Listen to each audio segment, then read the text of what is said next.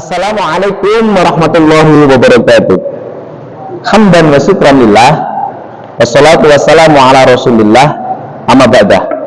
Pemirsa yang dirahmati Allah Subhanahu wa ta'ala, alhamdulillah pada kali ini kita ngaji bersama untuk bisa menambah wawasan atau ilmu pengetahuan sebagai bekal kita nanti untuk sowan kepada Allah Subhanahu wa ta'ala. Insya Allah kalau kita selalu niatkan mencari ilmu, insya Allah kita akan dipermudahkan oleh Allah untuk jalan menuju surganya Allah Subhanahu wa ta'ala. Amin ya rabbal alamin. Pemirsa yang dirahmati oleh Allah Subhanahu wa ta'ala, pada kali ini saya mau akan menyampaikan hadisnya Rasulullah. Bismillahirrahmanirrahim. Tuba liman malaka lisanahu wa wasi'ahu baitahu wa baka ala khati'atihi. Ini pemirsa, hadis diriwayatkan oleh Tabrani dari Sauban. Ini hadis menerangkan tentang orang yang beruntung sekali mendapatkan keberuntungan dari Allah Subhanahu wa ta'ala, yaitu malaka lisanahu, orang yang bisa menahan lesannya. Nah, maksudnya apa pemirsa yang dirahmati oleh Allah? Orang yang bisa menahan lesannya dari perkataan-perkataan yang negatif. Maksud perkataan yang negatif itu bagaimana pemirsa? Ketika orang itu bisa menahan lesannya dari ucapan-ucapan yang sekiranya ucapan itu bisa merugikan orang lain, bisa menyinggung orang lain, maka orang tersebut dikatakan oleh Rasulullah termasuk orang yang tuba ilaika, orang yang beruntung, sing bejo sangat, yang sangat beruntung, pemirsa yang dirahmati oleh Allah. Makanya yang namanya lisan itu, pemirsa yang dirahmati oleh Allah, betul-betul harus kita jaga.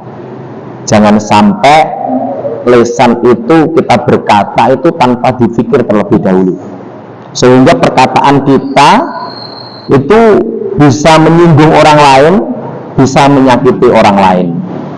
Kalau semacam itu, seseorang tidak bisa menjaga lisannya dari perkataannya, maka orang tersebut tidak termasuk dikategorikan orang yang beruntung menurut Rasulullah Shallallahu Alaihi Wasallam. Itu pemirsa.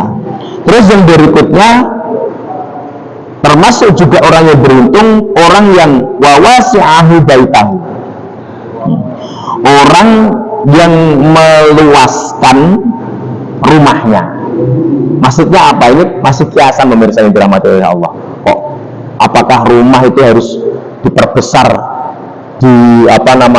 bangun yang begitu megah? Tidak seperti itu pemirsa yang dirahmati oleh Allah. Maksud Rasulullah meluaskan rumahnya itu rumah tersebut digunakan, dimanfaatkan untuk kebaikan dan kebaikan. Seperti itu pemirsa. Ketika pemirsa punya rumah itu dikatakan rumahnya orang yang beruntung, maka rumah itu niscaya akan diisi, akan selalu dikembangkan, akan selalu diluaskan dengan perkara-perkara yang baik.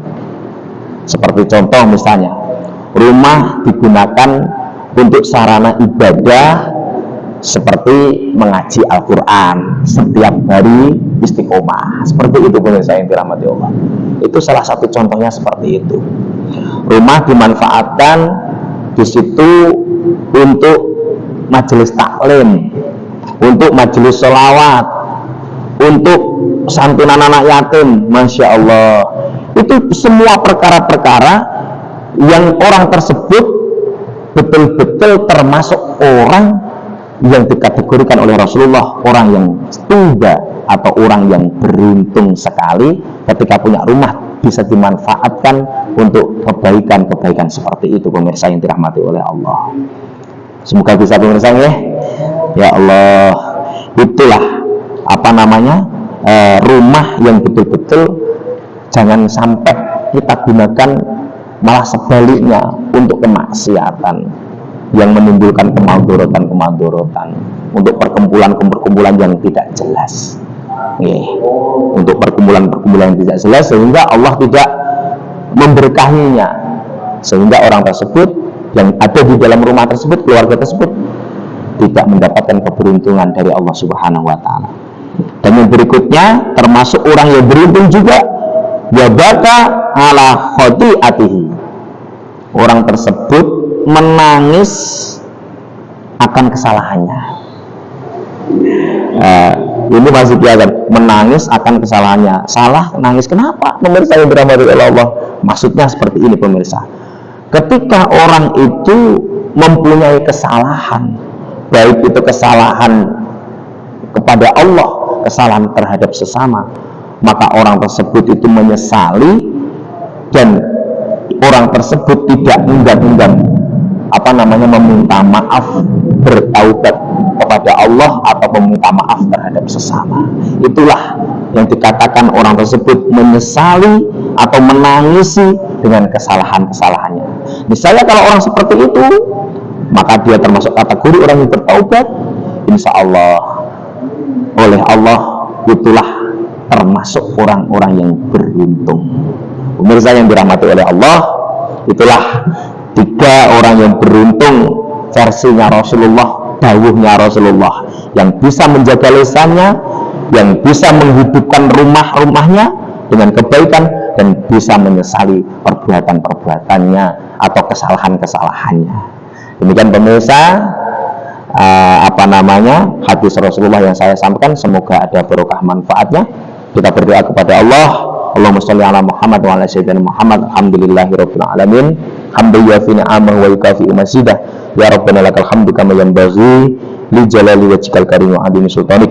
Allahumma barik lana fi hayatina, Allahumma barik lana fi umurina, Allahumma barik lana fi jama'atina ya Allah, wa tamin taksirana wa hasil maqasidana ya Allah. Rabbana atina fid dunya hasanah wa fil akhirati hasanah wa qina adzabannar. Walhamdulillahirabbil alamin. Pemirsa yang dirahmati Allah Subhanahu wa taala, demikian yang dapat kami sampaikan. Semoga ada manfaat barokahnya. Dari saya kurang lebihnya mohon maaf. Wa'afu minkum. Ihdinas siratal mustaqim. Wallahul muwaffiq ila aqwamit thoriq. Ihdinas siratal mustaqim. Assalamualaikum warahmatullahi wabarakatuh.